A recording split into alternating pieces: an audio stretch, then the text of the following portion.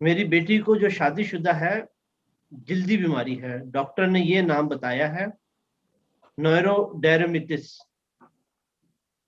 Neuro ڈرماٹولسٹ، ہاں جی، neuro ڈرماٹولسٹ نے ان کو کچھ بتایا نہیں، یا انہوں نے ڈاکٹر نے جو بیماری کا نام بتایا ہے وہ ہے نویرو ڈیرمیٹس۔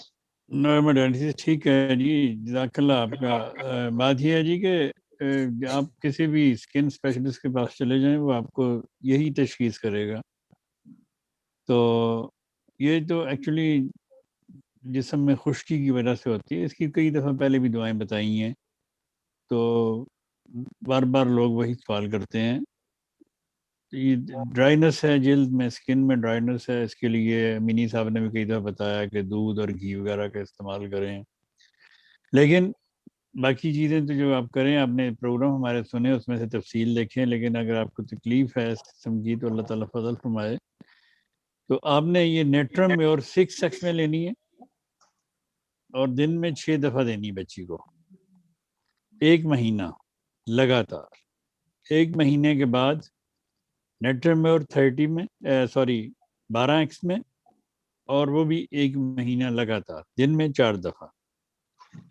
پھر اس سے اگلے مہینے نیٹرم میں اور 30 دن میں 3 دفعہ، 1 مہینہ کنٹینیوسلی دیں، تو اللہ ماشاء اللہ یہ آپ کی تکلیف ٹھیک ہو جائے گی۔ لیکن اس پہ کوئی آپ نے زخموں پہ کوئی ڈاکٹری یا کوئی ایلوپیتھک کورٹیزون وغیرہ یا کریم وغیرہ نہیں لگانی۔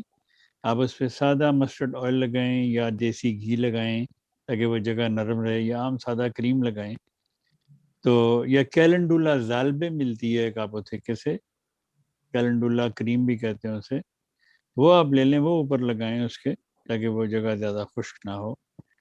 تو